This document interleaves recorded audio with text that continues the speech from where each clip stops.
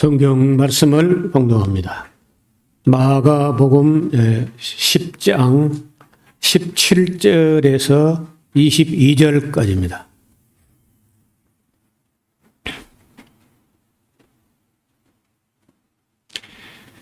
예수께서 길에 나가실새 한 사람이 달려와서 꿇어앉아 묻자오되 선한 선생님이여 내가 무엇을 하여야 영생을 얻으리이까? 예수께서 이르시되 내가 어찌하여 나를 선하다 일컫느냐? 하나님 한 분 외에는 선한 이가 없느니라.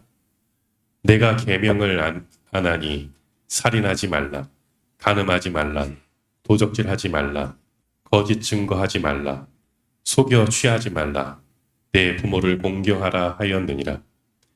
여짜오되 선생님이여 이것은 내가 어려서부터 다 지켰나이다.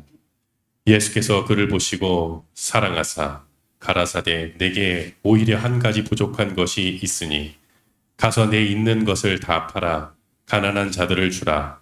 그리하면 하늘에서 보화가 내게 있으리라. 그리고 와서 나를 쫓으라 하시니 그 사람은 재물이 많은 고로 이 말씀을 인하여 슬픈 기색을 띠고 근심하며 가니라. 아멘.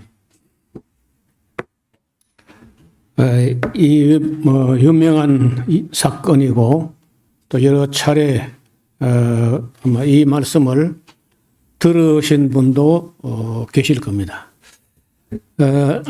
그때가 이제 가이사라 빌립보에서 예루살렘을 향하여 출발하셨기 때문에 어쩌면은 다시는 이 사람이 이번 기회를 놓치면은 예수님 만날 기회가 없을 수도 있는 그런 아주 중요한 대목에서 그래도 그 예루살렘으로부터 제법 멀리 떨어진 곳인데 일부러 예수님 만나고 찾아왔고 또 예수님 앞에 꿇어 앉아서 질문을 합니다. 그러니까 진리를 알고자 하는 열정과 또 예절을 갖추어서 꿇어 앉아서 여쭈어 보는 그런 자세와 이런 모든 면에서 훌륭한 사람이고 일반 사람하고 좀 다른 데가 있어요. 그리고 이 사람이 또 세상에서 더 부자 되는 길 이런 걸 모르는 게 아니에요. 내가 무엇을 하여야 영생을 얻겠습니까? 이 땅에서는 더 바랄 게 없는 사람이다.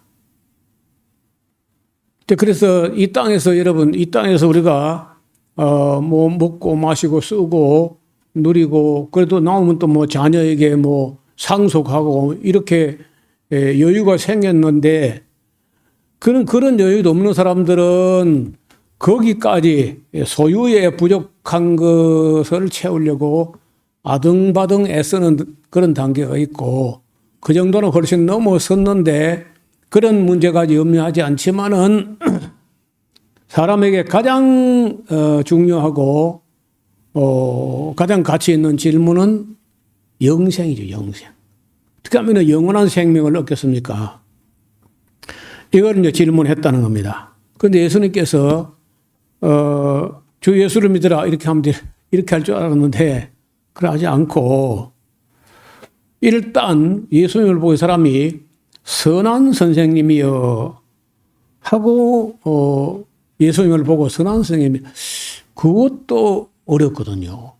일반적으로 예수님께 능력이 나타나고 하는 걸 보고 고향 사람들은 낭떠러지로 밀고 가서 떨어뜨리려고 했고 어떤 사람들은 귀신의 왕 바알세불을 집힌 사람이다 이렇게 말하기도 하고 하는데 적어도 이 사람은 예수님의 선하심을 인정한 거예요.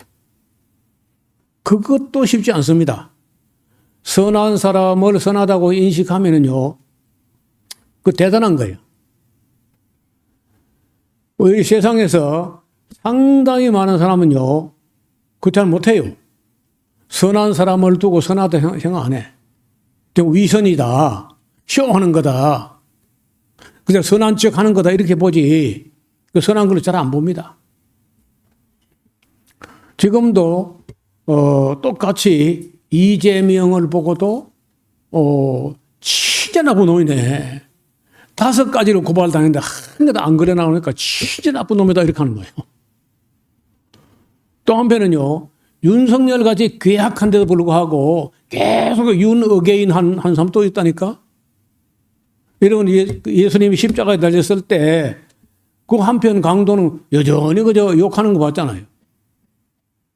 반면에 그 한편 강도가 예수님의 하신 일과 말 중에는 옳지 않은 게 없다.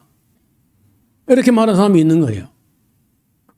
어떻든 여기 지금 예수님을 찾아왔던 여기 보면 여기는 그 안 나오는데 딴 복음서 다 대조 비교해 보면은 이 사람은 청년이야.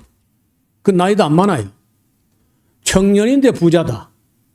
그리고 관원이야, 관원.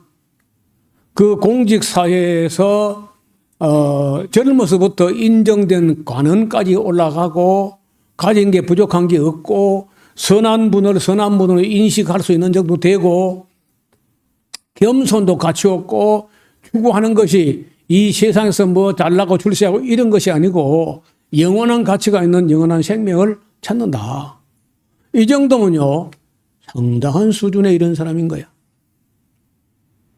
예수님께서 이 사람아 자네가 나를 어째서 선하다 하는가.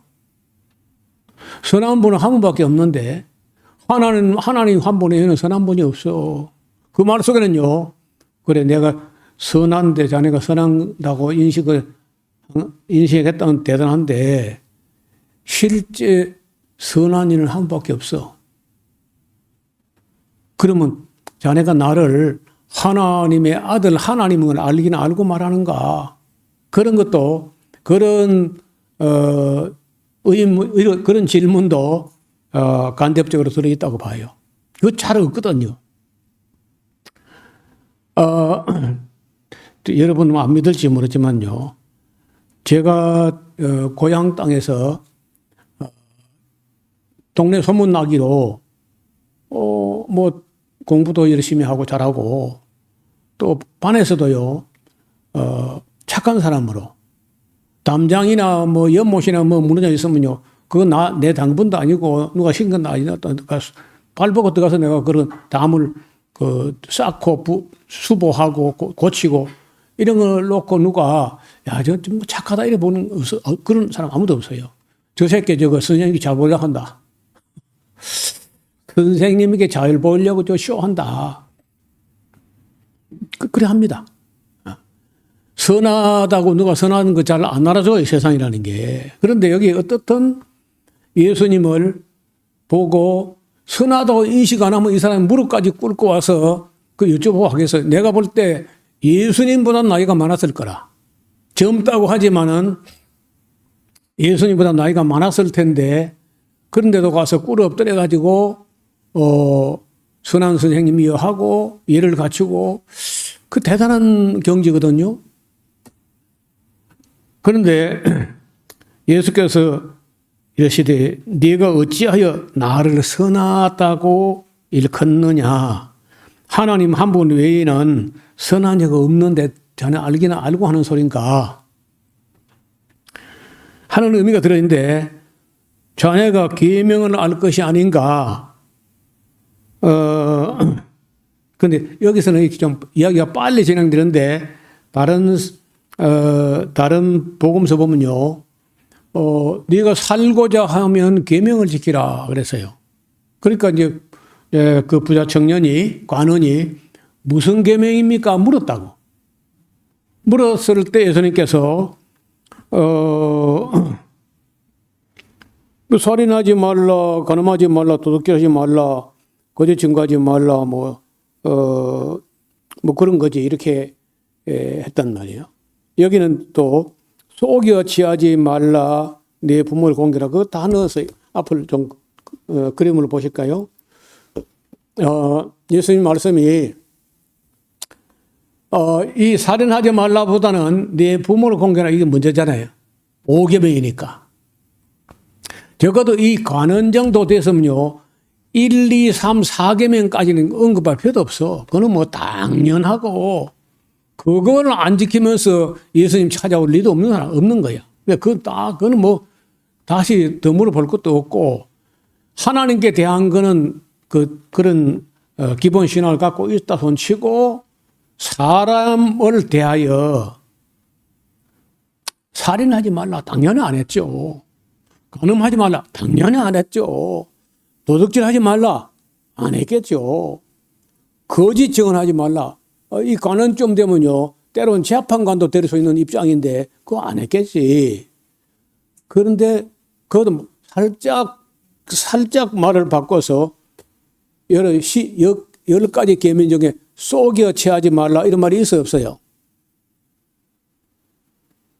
출애굽기 20장 6절 이하에 10가지 계명이 나오는데 그 속여 취하지 말라 그 말 없어요. 없는데 어떻게 되냐면요 탐내지 말라 돼 있어. 그것도 맨 마지막 계명으로 네 이웃의 아내나 소유나 네 이웃의 아무것도 탐내지 마라 이렇게 돼 있다고. 그런데 여기 예수님께서 그걸 살짝 비틀어서 속여 취하지 말라. 그리고 이제 네 부모를 공경하라. 이렇게 이제 얘기했단 말이에요. 그랬더니 그 청년이 여짜오되 선생님 이것은 내가 어려서부터 다 지켰나이다. 다 지켰대. 그래 다 지켰을까 하는 의문도 있고 거의 다 지켰겠지. 거의 다 내가 봐도 이 사람은 거의 다 지켰다고 봐요.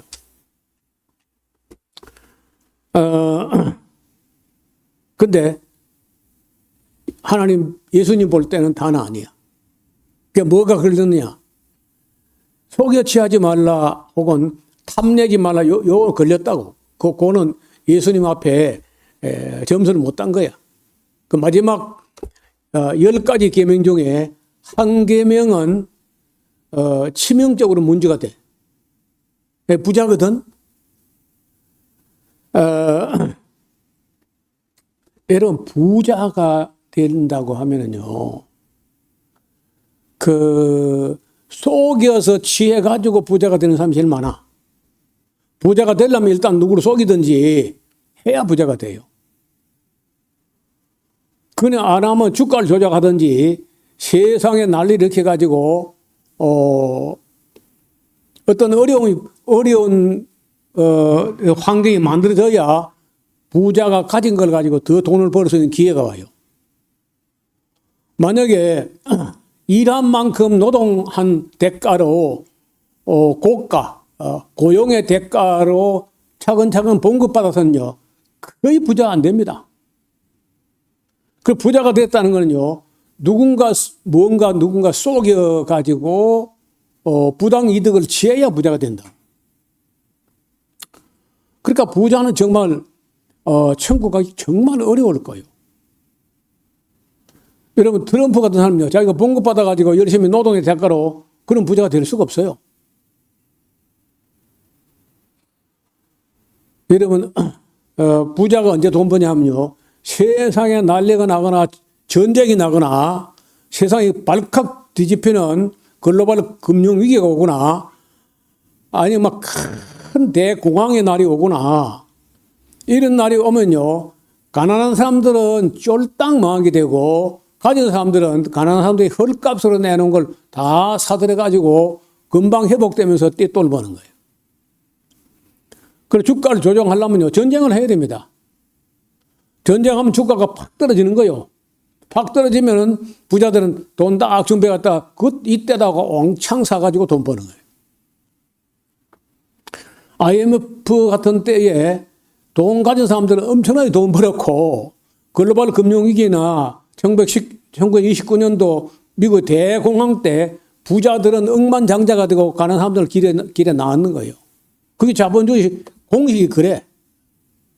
그래서 그때 부자는 더 부자 되고 가난한 사람은 더 가난하게 되는데 따라서 그런 장난치지 않고 정직하게 일해가지고 땀 흘린 대가로 부자 되기는 거의 어렵습니다. 그래서 부자라고 하면 그건 대부분이 다 부당 이득을 언젠가 어떻게 취한 거야. 그걸 안 하고 땀 흘린 대가를 가지고 부자 된다는 건요. 있기는 있으나 굉장히 어렵습니다. 자, 이 앞으로 보세요. 앞에 보통 하나님이 다른 신을 섬기지 마라. 우상 하나님 이런 망령되 일컫는 거 또 안식일 이런 거는 이 사람에게 물어볼 거 이거는 완벽했을 테니까.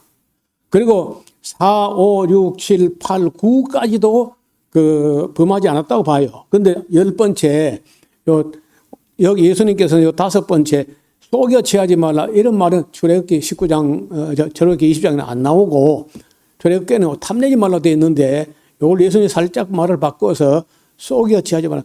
자기는 속여 취한 게 없다고 아마 생각했을 겁니다. 근데 속여 취하지 않고 부자가 되는 길은 이 세상에서는 잘 없습니다. 어떻든 속여 취해야 부자가 되는 거예요. 마지막 계명 즉 이웃의 소유를 탐내서 속여서라도 이익을 추구한 것 즉 탐내지 말라 하는 계명 이게 제일 어려운 계명이고 이거는요 그 부자 청년뿐 아니라 오늘 기독교인들 대부분이 걸려드는 계명이에요. 10번째 마지막 계명. 그래 예수님께서 딱 부러지게 말씀합니다. 21절 예수께서 그를 보시고 사랑하사 그 줄을 끊어요. 예수님께서 그 사람 보고 사랑했다는 거예요. 사랑하사 가라사대 자네에게 오히려 한 가지 부족한 게 있어. 내가 그걸 말 안 했는데 가서 네 있는 것을 다 팔아 가난한 자들에게 주라. 그리하면 하늘에서 보화가 내게 있으리라. 그리고 와서 나를 쫓아라. 이제 두 가지가 남았는데 자, 이 청년이 정말 영생에 들어가고자 하면은 두 가지를 해야 되네. 하나는 그 가지고 있는 그 많은 부자가 된 재산들 남을 속여서라도 탐심을 채우기 위해서 모으고 모아놓은 그 어마어마한 재산을 포기하기 어려울 것. 팔아서 가난한 사람이 나눠주기가 지금까지 모으는 것도 쉽지 않았지만 그보다 더 어려운 게 뭐냐. 그걸 팔아가지고 가난한 사람이 나눠준다는 거 거의 불가능에 가까워요. 그럴 바에 안 모았지 차라리. 그래서 만약에 그렇게 할 수 있다면 만약에 그렇게 어떻게 모았든지 간에 자기가 노동의 품삯을 모아가지고 전략해가지고 부자 된 사람도 그걸 팔아가지고 가는 사람 나눠주기 어려울 것이고 속이면서까지라도 부자가 될 정도로 모아놨다면 더 그걸 갖다 팔아서 가는 사람 나눠주는 어려울 겁니다. 절대 쉬운 게 아니에요.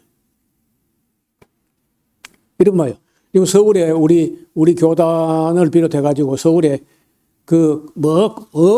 어떤 교단이 가릴 것 없이 이른바 메가처치 10,000명이 넘는 이런 교회의 목회자들은요 후임자에게 후임을 정해가지고 후임자에게 그 모든 걸 그대로 넘겨주고 그러고 나온 목사는 옛날에는 있었는데 지금은 거의 없다시피 해요. 모조리 자기 자녀에게 세습이라 그래요. 요즘 말로. 북한의 김일성이 김정일이 김정은이 세습하듯이 세수로 넘겨주는 거예요. 교회가 다. 대형교는 다 그랬어 다. 감리교도 그랬고 침례교도 그랬고 우리 교단도 그렇고 거의 다. 그 세상 사람들이 다 저거 완전히 교회를 사유재산화했다. 사유화했다. 그 욕을 먹는 거예요. 그러면 예수 믿는 사람들 그 교회 나오는 사람들이야 아마 여태까지 그 성교 봉사 쌓아놓은 게 있는데 그걸 다 포기하고 그 교회를 나오지 못해가지고 그만 눌러 앉아 있는 거고 그래 다른 목회자로 그럼 세습이 아니고 다른 목회자 뭐 모셔온들 또 뵐 수 있겠나 뭐 딴 데 가면 뭐 또 다른 교회는 뵐 수 있나 해가지고 뭐 그냥 싫어도 마음에 안 들어 그냥 눌러 있는 겁니다. 근데 다 마음 안 편해. 자, 기업들도 여러분 그 기업체라고 하는 것은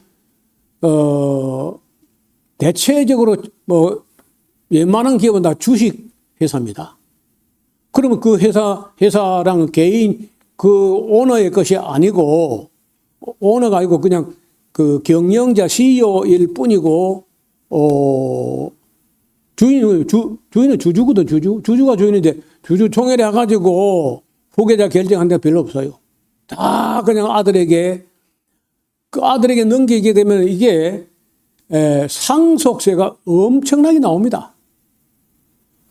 지금 이건희 회장 돌아가신 지 오래됐는데 이재용 회장이 최근에 상속세 다 냈어요. 엄청나거든 그 금액이.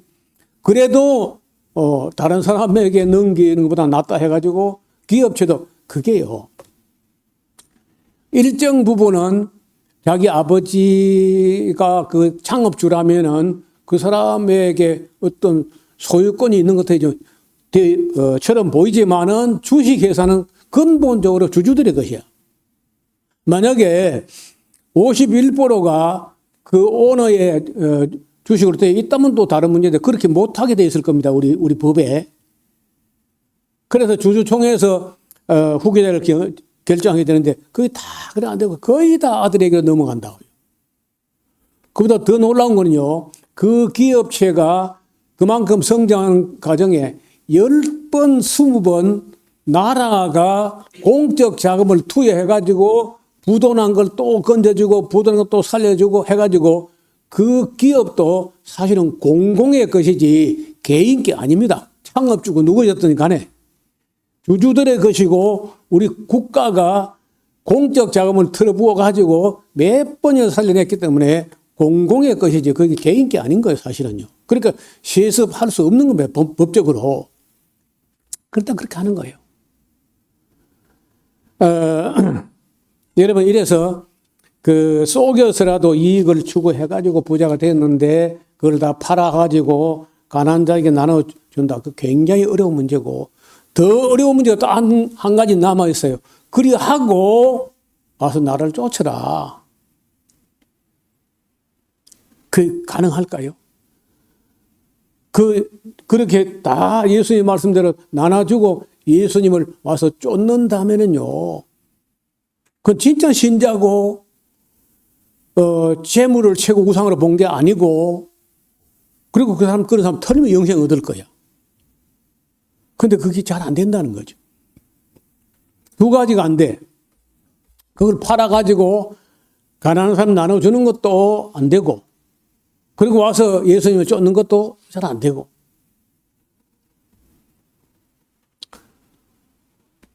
그 문제죠, 이게. 그런데 놀랍게도 여러분, 이 문제를 어떤 교회가 설교하느냐? 나는 한 번도 못 들어봤어. 지금까지. 거의 목사들이 이런 본문은 건너뜁니다. 그냥. 그리고 해석을 갖다가 억지로 하기를 뭐라 하냐.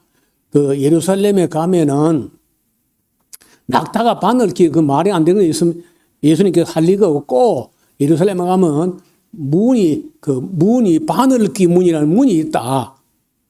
그래서 낙타도 무릎을 꿇어야 엉엉엉 겨우 빠져나가는 그런 문이 있대. 그래가지고 설교집을 만들고 주석을 만들고 그러 했는데 저는 문자라고 문자대로. 그걸 억지 해석해 불가해요. 앞을 그림을 보실까요? 이게 제가 오래전에 가지고 있던 그림인데 놀랍게도 이 그림이 가톨릭에서 만든 굉장히 두툼한 책자의 올 칼라 페이지로 만든 그런 그림으로 된 교재예요. 거기 한 페이지가 나와요. 바늘이 이렇게 큰 바늘 어디 있어? 너무 커요, 바늘도. 말뚝말잖아요. 그래도 낙타가 못 들어가요. 그래, 왜 낙타가 덩어리가 솟아나느냐? 앞에 바늘 없으면 못 나가는데 뒤에 자꾸 미니까 덩어리가 솟아 올라오잖아. 그러니까 내가 봐도요, 부자는 부자를 하나님 미워하는 게 아니라 부자는 교회에 나오기도 어렵습니다. 교회에 나오기도. 그 재산 팔아서 가난함 나누기도 어렵고 와서 예수님 따르기도 어렵고 그래요. 그래서 예수님 말씀이 세례 요한에게 질문을 받았을 때 가난한 사람들에게 복음이 전파된다고 해라 그랬어요. 가난한 사람들에게. 그리고 산상 보내 가난한 자는 복이 있나니 여기 마태가 앞에다 심정을 갖다 붙였는데 누가 보면 심정이 아니야. 그냥 가난한 자가 복이 있다. 제가 봐도요, 지금 베냉이나 인도네시아나 캄보디아나 우리 선교하는 그쪽에 보면요, 전부 그 국민 소득이 대한민국의 5분의 1도 안 돼요. 한 10분의 1좀 되거나 그 정도거든요. 그 복음이 전파되는 거예요. 근데 배부른 나라는 복음이 전파 안 돼요. 전파돼도 안 믿고, 나와서도, 부자는 하나님보다 돈을 더 믿어요. 그래서 자본주의가 지나간 곳에는 교회가 아예 싹 쓰러져 버렸다 일어나다 합니다. 공산주의 지나간 자리에는 교회가 다 회복되는데 자본주의 지나간 데는 교회가 아예 안 돼요. 다시는. 그래서 문제는요, 이제 그렇게 하면은 넌 쫄딱 망한다 이래 한 게 아니고, 그리 하면은 하늘에서 네게 보화가 있으리라. 그리고 와서 나를 쫓으라. 어렵겠죠. 근데 22절 그 사람이 재물이 많은 고로 이 말씀을 인하여 슬픈 기색을 띠고 근심하면서 돌아갔다는데요. 그 뒤로 다시 돌아왔다는 이야기가 없어요. 그런 가고 나니까 예수께서 제자들을 둘러보시고 봐라, 재물이 있는 자는 말이야 하나님 나라에 들어가는 게 심히 어렵다 하시니 제자들이 그 말씀에 놀라는지나 예수께서 다시 대답하여 가라사대 얘들아, 하나님 나라에 들어가기가 어떻게 어려운지 약대가 바늘기로 나가는 것이 부자가 하나님 나라에 들어가는 것보다 더 쉬울 거다 하신데 제자들이 심히 놀라 서로 말하되 그럼 그런 식이라면 누가 구원을 얻을 수 있는가 하니 예수께서 저희를 보시며 이르시되 가라사대 그래 사람으로는 안 돼. 사람으로는 할 수 없지만은 하나님으로서는 그렇지 아니하니 하나님으로서는 다 할 수 있다. 여러분 성경에는 몇몇 사람의 부자 얘기가 나옵니다. 아리마대 부자 요셉, 아브라함도 부자였고 욥도 부자였어요. 그런데 부자였는데 자기가 가진 재산보다 예수님을 하나님을 더 사랑하는 사람요. 그 진짜 좋은 신자야. 그리고 그 사람은 얼마든지 이웃을 위해서 하나님 나라를 위해서 다 쓸 수 있는 사람들이에요. 그게 안 된다. 나는 하늘나라를 포기해서 내 재산 포기할 수 없다. 그건 천국 못 가요. 내가 믿는 대로는 그런 사람은 천국 가지 못합니다. 자기가 소유가 우상이 되고 소유 이하로 내려간 사람들은요, 가치관이 그래 갖고는 천국 못 가. 그런 면에서는요, 불행인지 다행인지 모르지만 여러분, 우리 교회 성도 중에 부자가 없는 게 천만다행이에요. 부자가 있으면요, 목사도 곤란합니다. 당연히 천국 못 갑니다 하기 얼마나 어렵겠어, 그다. 그래서 서울에서 부자들이 교회에 나오는 교회 목사는요, 갔다가 될 수밖에 없어요. 다 부담된 거, 부자이고 부담된 거 다 빼야 돼. 이거 빼고 저거 빼고 이거 무시하고 건너뛰고 생략하고 건너가야 됩니다. 저야 부자도 없고 하니까 안 빼고 다 해도 괜찮아요. 아무도 그거까지 문제에 시험되거나 할 게 없으니까. 자, 여러분요. 그래서 아까 말씀드린 대로 이 사람이 그 재산에 매이지 않고 재산 이하가 아니고 재산보다는 그 영생의 그 더 비중과 가치를 두면은 정말 그걸 팔아서 나눠주고 예수님에서 쫓으면요. 얼마든지 천국 갈 수 있는 거야. 그래서 부자면서 신앙이 좋은 사람은 진짜 좋은 사람이에요. 제가 그런 사람 들어봤어요. 요 산청에 덕산서 조금 더 들어가면요. 정말 차가 더 이상 못 들어가는 골짜기 있어요. 반천이라는 동네 이름이 반천이야. 거꾸로 반자 내천자인데 내 시냇물이 거꾸로 흐르는 때가 온다 뭐 그런 말이 있었는데 그 동네에 가면요. 동네가 한 뭐 20호 30호 되겠나 말겠나. 그런데 그 작은 동네요. 예배당이 하나 있습니다. 지금도 있어요. 근데 그 동네에 인물이 하나 태어났는데 하태봉이라는 참 훌륭한 장로님 태어났어. 이분이 여러분 그때 당시에 벌써 뭐 6, 70년 전인 것 같은데 그 꼴짝에서 난 분이 나가서 뭘 했냐면요. 영창 오르간을 만들었어요. 영창 오르간 회사. 구미에서는 구미에. 저 그 갔다 왔는데 그래서 이분이 그 사업을 해가지고 주식회사를 만들어 작업을 해가지고 이익이 나면은 그 이익의 10분지를 꼬박꼬박 진주 노회 전도부에 들여가지고 개척교회 아니면 미자리 교회를 돕게. 그러니까 돌아가실 때는 그 회사 주식의 10분지 1을 진주노회 전도부에다가 헌납을 했어요. 그래서 그분이 이제 덕산교회 장로님이셨는데 덕산교회 청년들 대부분은요 자기가 앞으로 잘 살게 되면은 하태봉 장로님처럼 되고 싶다. 그렇게 할 정도로 훌륭한 분이에요.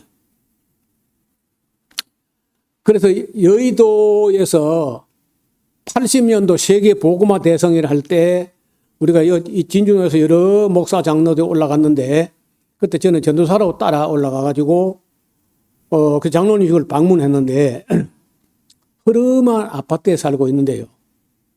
흐름한 아파트에 살면서도 얼마나 검소하게 사는지 그 응접실에 소파가 있는데 소파에 그 내자 천이 비닐 피복이 다 닳고 천이 낡아져 가지고 안에 솜이 삐죽삐죽 보여.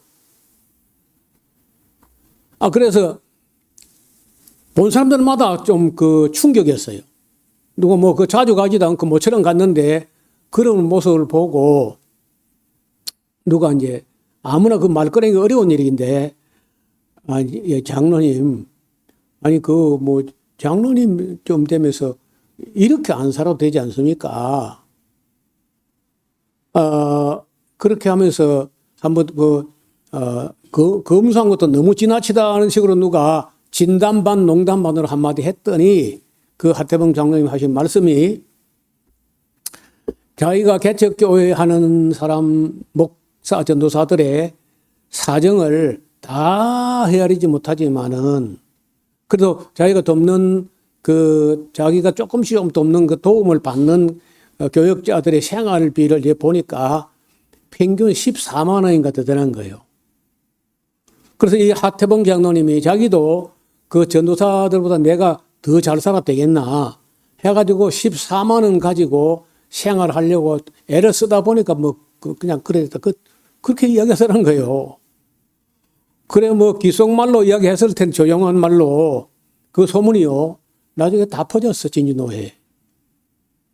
근데 그렇게 훌륭한 어른이 노회에 와가지고 노회 시작할 때 맨 먼저 와서 맨 앞자리에 앉아 계시고 노회 끝날 때까지 그 바쁘신 분이고 할 일도 많은 분이고 또 그 장시간 그래 앉아 있으면 힘들어. 근데 그때 노회가요 1박 2일이 아니고 3박 4일 새였어요.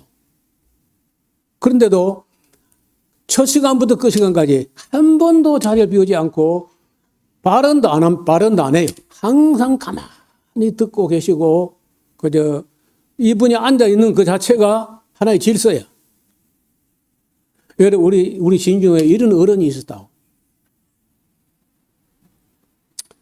부자 있는데, 그 부자를 가지고 자기 혼자 잘 먹고 잘 살고 호의호식 이렇게 하지 않은 거예요. 정말 검소했어요. 그런 부자도 있다는 거예요. 나는 뭐 부자는 다 천국 못 간다 그런 생각하지 않습니다. 부자 중에 훌륭한 사람은 진짜 훌륭한 거예요.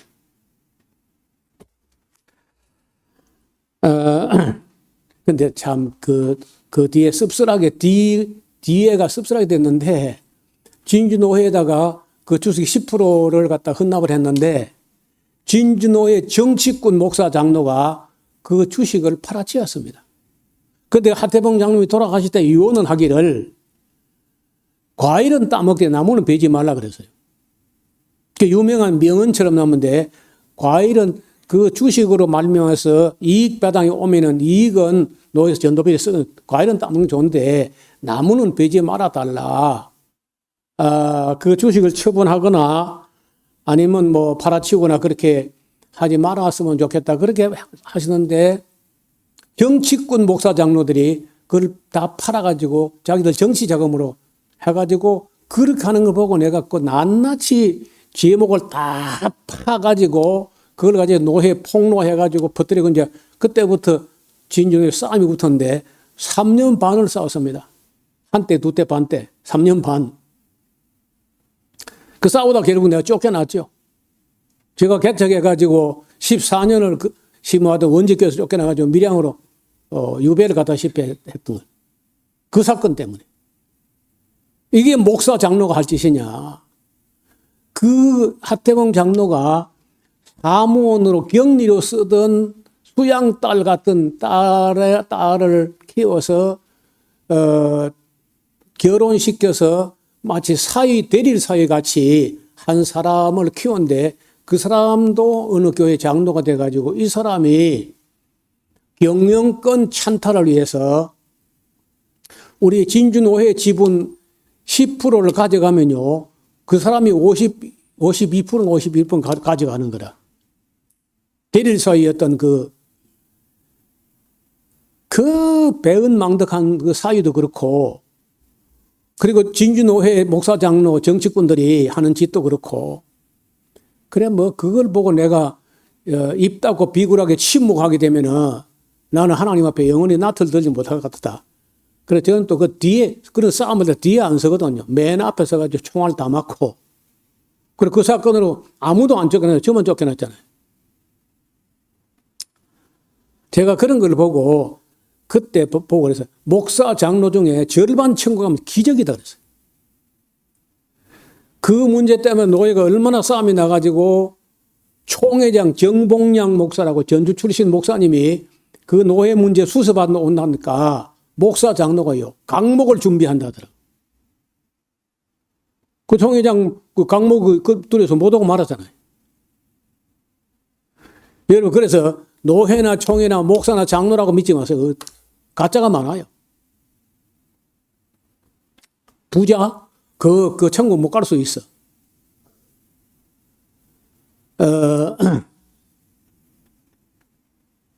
여러분 이렇게 어려운 날이 아닐 때는요. 좋을 때는 다 은혜고 감동이고 뭐 다 그런데 딱 어려운 날이 닥치면요. 사람의 근본이 막 미천까지 다 드러나요. 다 보여요. 다 보여. 아무리 눈이 흐린 사람도요. 어떤 놈이 정직한지 어떤 놈이 가짜인지 한눈에 다 보여요. 한눈에. 여러분 그 진주노회가 그 싸움 났을 때 노목사 말이 맞다 하는 사람이 절반. 저놈 새끼 딱 죽여라. 쫓아내라. 절반.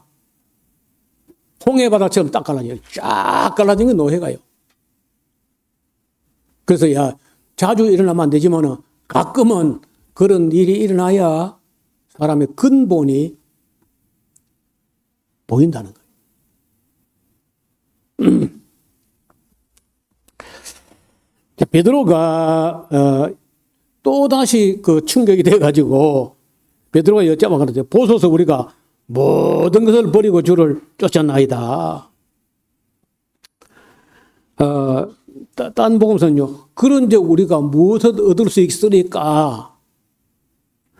그렇게 베드로가 버린 거 모든 걸 버리면 버릴 게 있어야 버리지. 내가 볼 때 베드로는 아마도 그 장모님 집에 얹혀 사는 대리사이 같은데 버릴 게 있나? 배와 건물도 저같이 건지 몰라요. 그런데도 불구하고 모든 걸 버리고 주를 쫓았다 이렇게 하는데 예수께서 가라사대 내가 진실로 너에게 이르노니 나와 및 복음을 위하여 집이나 형제나 자매나 어미나 아비나 자식이나 전토를 버린 자는 금세 있어 집과 형제와 자매와 모친과 자식과 전토를 100배나 받되 핍박을 겸하여 받고 또 내세의 영생을 받지 못할 자가 없다. 비드로식으로 조금 과장된 말이 보태진 것 같기도 한데 어떻든 그 사람의 가치관이라는 게 있어요. 가치관.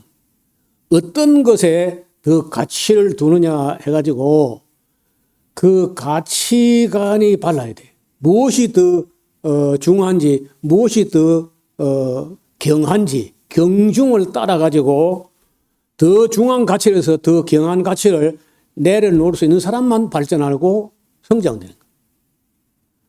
자기 소유보다 더 가치 있는 걸 찾지 못하면요. 그 소유 이하의, 돈 이하의 인간이 돼버려요. 그건 천국 못 가, 그래갖고. 여러분, 자본주의가 왜 위험하냐? 자본이 하나님보다 위에 있다는 거. 하나님을 인정을 하는데 자본 다음에, 돈 다음에 하나님이 오게 되면은 그 돈이 우상이 돼버려요. 그 천국 못 가, 그래갖고. 이 미국이나 한국이나 자본주의가 위험한 것은 돈이 항상 하나님보다 중요하다는 거예요. 만몬이라는 귀신이 하나님보다 더 높은 데 올라가면은 그 신앙은 천국 못 가. 그런데도 아무도 그 말을 하지 않습니다. 그 말을 하면 또 부자들 교회 안 나가고 싶어 겁나가지고.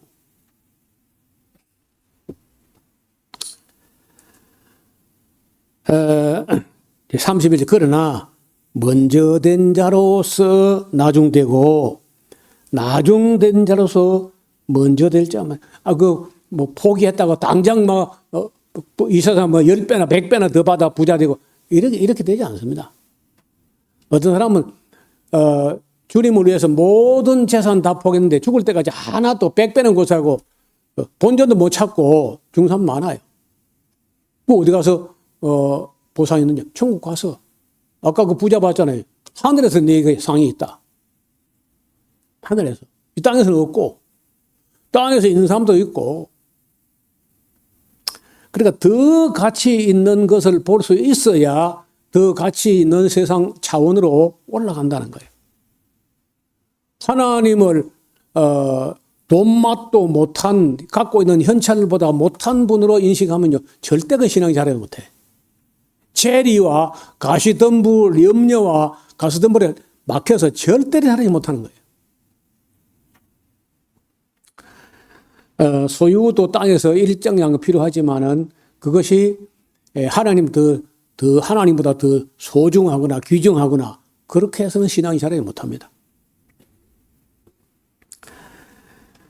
그리고는 다시 예루살렘으로 이제 올라가려고 방향을 이제 확실하게 잡아가는데 32절에 예루살렘 올라가는 길에 예수께서 제자들 앞에서 서서 가시는데 저희가 놀라고 쫓는 자들은 두려워하는데 이에 다시 12 제자를 데리시고 자기의 당할 일을 말씀하십니다. 봐라, 내가 말이야 예루살렘에 지금 올라가거든.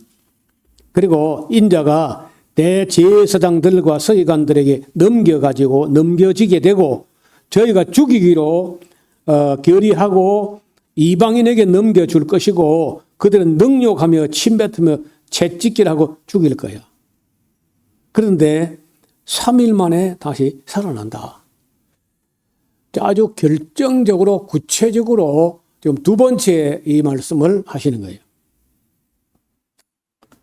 그러면서 이제 그래도요, 거기에 대해서 제자들이 묻기를 두려워합니다.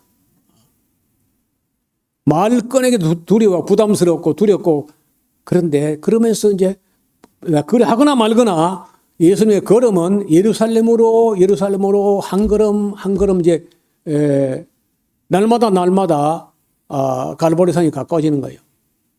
그런데 도중에 길 가는 도중에 세베대의 아들 야고보 요한이 주께 나와 여짜오되 선생님이여 무엇이든지 우리 구하는 바를 우리에게 하여 주시기를 원하니다. 형탁을 하겠다는 건 지금 노골적으로 무엇이든지 우리가 구하는 걸 들어주시길 바랍니다. 이러시되 너에게 무엇을 하여 주기를 원하느냐? 여짜오되 주의 영광 중에서, 영광 중이란 말은 뭐 천국 가서 그런 얘기가 아니고 이 땅에서 권세를 잡는 날, 권력을 움켜잡을 때 우리를 하나는 주의 우편에 하나는 주의 좌편에 앉게 하여 주옵소서. 어떤 복음서는요, 이걸 요한 야고보가 한 게 아니고 요한과 야고보의 어머니가 그렇게 청탁을 했다. 치맛바람을 날렸다. 이렇게 되는데 여기 그 베드로 복음이라고 하는 이 마가복음에는요, 베드로 요한이 직접 말한 걸로 되어 있어요. 예수께서 가라사대 너희 구하는 것을 너희가 알지 못하는도다. 너희가 나의 마시는 잔을 마시며 나의 받는 세례, 그 세례는 고난의 세례인데 그걸 받을 수 있겠느냐? 못하겠다 하면 탈락될 것 같으니까 저희가 알았대 할 수 있나이다. 하고 예수님께서 이러시되 그래 너희가 나의 마시는 잔을 마시며 나의 받는 세례를 받는데 그래도 내 좌편에 우편에 앉는 것은 내가 내 마음대로 주고 말고 하는 건 아니라 누구를 위하여 예비되었던지 그들이 얻을 것이야. 했더니 뭐 다른 10제자가 듣고 야고보 요한에게 대하여 분이 여기거든. 그러니까 선수를 친 것이 요한 야고보일 뿐이지 다른 제자들도 권력을 잡을 때 주님 우편에 좌편에 서로 앉겠다는 욕심은 다 있는 거예요 또. 근데 아무래도 제가 보기로는 그 야고보 요한의 어머니가 재정적으로 일정 부분을 역할을 했어요. 막달라 마리아하고 그리고 구사의 청지기의 아내하고 그리고 세베대의 아들 요한 야고보의 어머니 이런 분들 몇몇이가 예수님과 12제자가 3년 동안 사역할 때 그때 드는 경비의 상당 부분을 이 몇몇 사람이 감당하는 거예요. 그러니까 뭐 아껴 쓰고 아껴 썼겠지만은 그래도 기본으로 들어가는 게 있잖아요. 그게 3년이면요 상당한 금액일 수 있어. 그러니까 재정적으로 기여도가 있다는 겁니다. 여러분 연대 고대 이런 사립대학에는요 기여 입학제가 있어요. 성적은 안 돼. 시험 성적은 안 되는데 학교 기부금을 많이 내가지고 무슨 기념관을 지었다든지 뭐 기여한 게 있는 거야. 그럼 기여 입학제가 있습니다. 그거는 뭐 미국도 있고 다 있어요. 뭐 서울대 같은 데 없을 건데 국립에는 일반 사립대학은 그런 게 있습니다. 그리고 지금 뭐 예수님께서 운영하시는 이 공동체도 기여한 게 있으니까 기여한 것만큼 반대 거꾸로 달라. 이렇게 이제 한 건데 그 기여한 게 없어가지고 노력으로나 뭐 모든 면에서 베드로는 항상 그 1인자처럼 되는데 선수 뺏겼잖아요. 그러니까 다 분이 여겼다는 거야. 여러분 봐요. 지금 아직도 이제 십자가 이전이고 주는 그리스도시요 살아계신 하나님의 아들이다 이런 신앙 고백을 했지만은 아직은 그들의 신앙은요 여전히 세상적이고 하나님 일보다는 사람 일이야. 자기 잘 되는 거, 자기 출세하는 거, 자기 권력 잡는 거. 아직은 그래.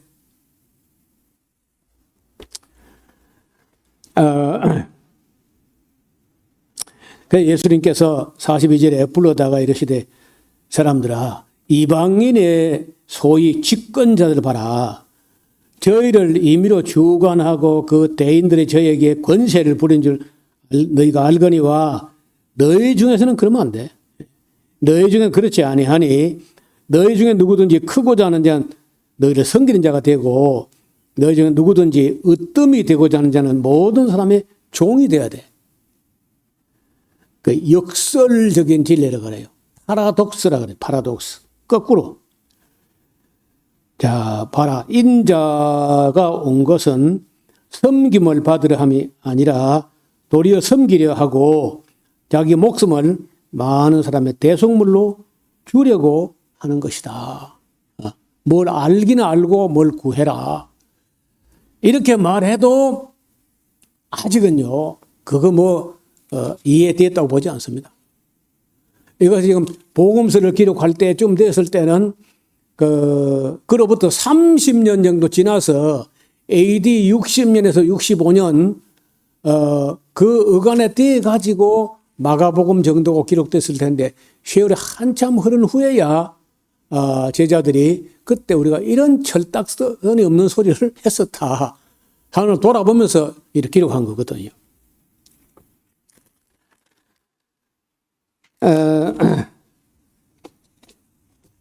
예, 조금만 더 보겠습니다. 46절 저희가 여리고에까지 왔는데 예수께서 제자들과 허다한 무리와 함께 여리고로 나가실 때에 디메오의 아들인 소경 거지 바디메오, 바르란 말은 아들, 디모의 이 사람은 이름도 없어요. 디메오의 아들이다. 바디메오는 디메오의 아들. 그가 길가에 앉았다가 나사렛 예수시란 말을 듣고 소리 질러 가로되 다윗의 자손 예수여 나를 불쌍히 여소서. 분명히 듣기로는 나사렛 예수라 들었는데 그 바디메오는요 나사렛 예수라는 말을 들었는데도 다윗의 자손 예수라고 알아듣는 거야. 여러분 이 시각장애인들은 눈으로 보지 못하는 대신에 듣는 신경이 굉장히 꼰두서 있어요. 듣는 신경이. 여러분 그 박쥐에 대해서 잘 모르죠. 저는 어려서 시골에 살면서 황금박쥐를 들어봤어요. 박쥐. 산밭 구석에 가면 어두컴컴한 그런 곳에 삼대에 황금박쥐가 크다니 요만큼 달려있어요. 그 박쥐는요 눈이 있습니다. 눈이 있는데 하나도 보지 못해요. 보지 못하고 뭘로 그 한밤중에 날아다니느냐. 귀가 박쥐의 귀를 잘 보면요 머리 전체에 3분의 1은 입하고 코, 3분의 1은 귀 한 개, 또 3분의 1은 또 다른 귀 한 개. 귀가 얼굴의 3분의 2야. 그리고 입하고 코는 조그만해요.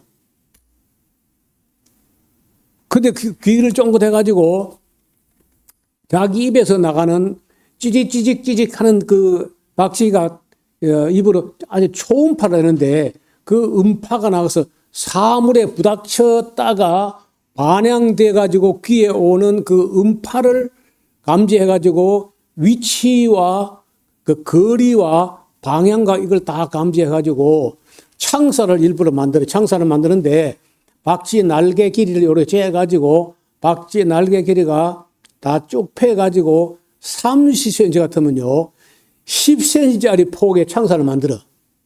그리고 날려보내면요 눈에다가 반창고를 붙입니다. 눈을 완전히 보지 못하게 반창고를 붙여가지고 날려보내면은 그 창살 사이에 가다가 날개 부닥치는 박쥐는 단 한 마리도 없이 전부 다 이리 서서 옆으로 내려가지고 빠져나가요, 창살을. 그걸 무디 과학 연구소 영화 필름에 내가 갖고 있었거든요. 닭바지는 한 마리도 날개 안 걸려요. 그 박쥐는 눈을 보지 못하는 대신에 귀는 엄청나게 발달해가지고 자기 입에서 나는 소리가 사물에 부닥쳐서 되돌아오는 그 레이더 같은 그런 기능하는 귀를 가지고 그 간격을 재가지고 옆으로 빠져나가요. 제가 처음 신앙을 가질 때부터 그 무디과학 필름을 가지고 영사기를 사가지고 마을마다 돌아다니면서 그걸 가지고 전도하면서 이렇게 했던데 굉장히 놀랐어요. 그래서 이 지금 바디면은 박쥐야, 박쥐. 예, 눈은 보지 못해요. 그럼 뭘 살았냐? 귀를 가지고 모든 걸 정보를 받아가지고 판단하는 거예요. 들어봤는데 사람들은 나사렛에서 무슨 선한 것이 나오니 나사렛 예수라고 조롱하는데 이 사람 귀에는요, 다윗의 자손 예수, 메시아로 인식됐다는 거예요. 그건 아무나 할 수 있는 게 아니야. 그래서 다윗의 자손 예수예요. 그러니까 예수님은요, 그 사람의 마음의 소리, 믿음의 소리, 마음에서 나오는 신앙 고백적인 소리, 이걸 예수님이 놓칠 리가 있나요? 아무도 알아보지 못하고 뭐 왕귀신 들렸다든지 무슨 이렇게 하는데 정확하게 다윗의 자손 예수라고 부르고 있는 거예요. 제자들은 또 뭐 시끌시끌하고 막 조용해라 막 하는데 많은 사람이 48절 꾸짖어 잠잠하라 하되 그가 더욱 심히 소리질러 가로되 다윗의 자손이여 나를 불쌍히 여기소서. 근데 여기 대상을 부른 건 잘 불렀는데 기도 제목이 너무 추상적이라 두루뭉술하게 불쌍히 여겨달라. 다른 복음서 보면요, 내가 네게 무엇 하여 주기를 바라느냐. 불쌍이라고 하지 말고 구체적으로 말해라. 그러니까 바디메오가요, 주여 보기를 원합니다. 그래. 와, 이게 정답이야. 눈 뜨기를 원하면 눈 뜨고 못 봐서 얼마나 많은데.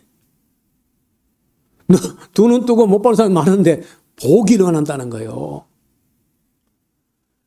그래서 49절에 예수께서 머물러 서서 저를 부르라 하시니 저희가 그 소경을 부르며 이렇게 안심하라, 안심하고 일어나라. 너를 부르신다 하심에 소경이 겉옷을 내어버리고 뛰어 일어나 예수께 나오거늘 여기 그 나오네요. 예수께서 일러 가라되 네게 무엇 하여 주기를 불쌍히 여기서 하지 말고 무엇 하여 주기를 원하느냐. 소경이 가로되 선생님이 보기를 원합니다. 아주 정곡을 이야기하죠. 예수께서 이러시되 가라 네 믿음이 너를 권하였다. 여러분 예수님께서 야 내가 너를 고쳐서야 너 잊지 마. 너 잊으면 사람도 아니다.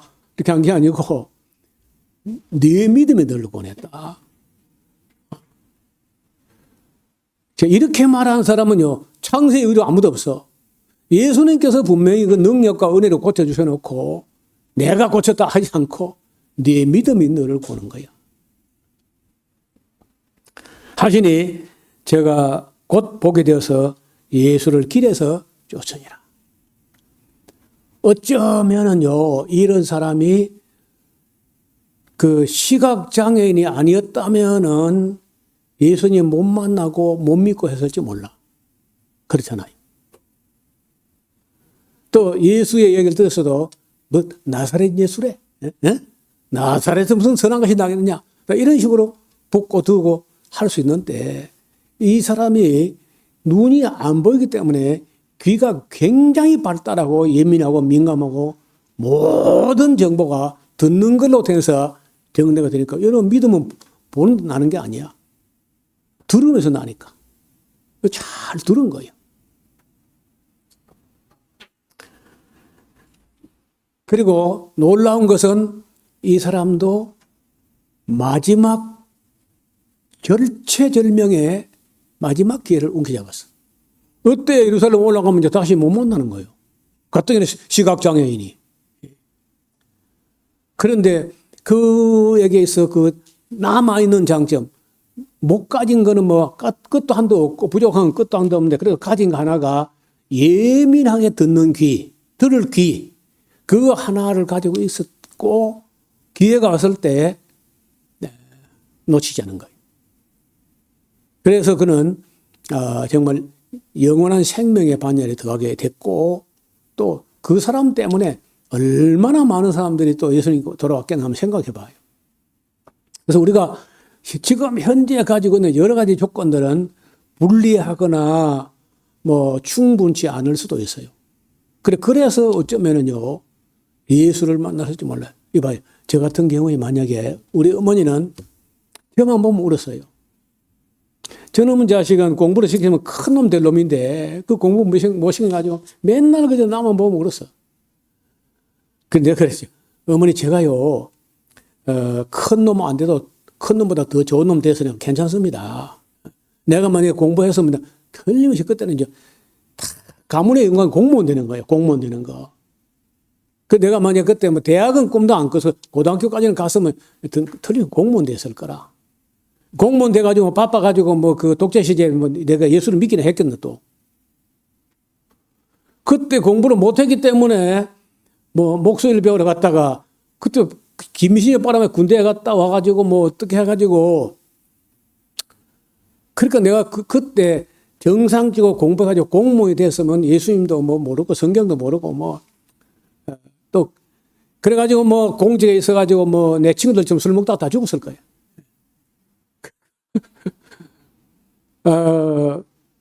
저는 뭐 술을 알죠. 3살 때부터 배웠으니까.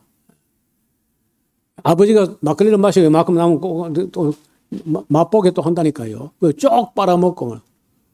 그렇게 해가지고만 전혀 뭐 세상 두려운지 모르고 까불다가 술 먹어 죽었을 거라. 여러분, 제 고향 가면요. 나하고 친구 하나가 지금 살아있어요. 다 죽었어. 내 나이 벌 다 죽었어. 여자들도 죽었어요. 여자들도. 그런데, 제가 그래도, 그 예수님을 알고 성경을 알고 한 것은요. 그때 진학을 못하고 낙오자처럼 되었기 때문에 어떻게 해가지고 우여곡절 그 과정을 거쳐가지고 예수님 만난 게 아닐까. 그런 생각을 합니다. 그래서 내가 갖지 못한 걸 가지고 한스러워할 게 아니라 내게 있는 것, 내가 남은 것, 받으면은 귀, 그 박쥐의 귀처럼 아주 잘 듣는 귀를 가지고 있어서 받으면은 그 귀를 잡았다고 봅니다. 자, 이제 11장에는 예루살렘이 예수님께서 종려주일에 입성하는 장면을 볼 텐데 다음 시간에 같이 보도록 하겠습니다. 하나님 아버지, 오늘도 와서 돌아보면은 그 부자 청년은 세상 사람들이 부러워하는 모든 걸 다 가지고 있었습니다. 그가 가진 게 너무 많았기 때문에 그날 예수님께로부터 근심하면서 나아갔다고 했는데 그 뒤에 돌아왔다는 이야기는 다시 들리지 않았습니다.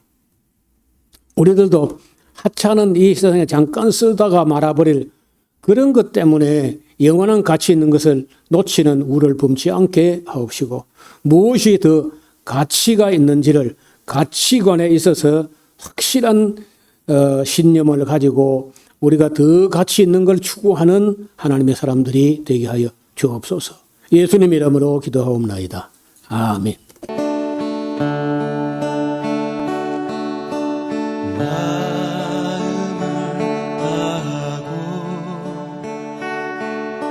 성품을 다하고 힘을 다하여서 여호와를 사랑하라. 내게 준 계명을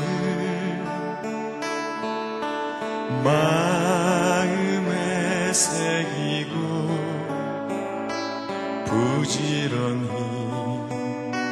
부지런히 이웃에게 전하여라. 그러면 내가 짓지 않은 큰 집을 주리라. 내가 심지 않은 과실을 먹게 하리라.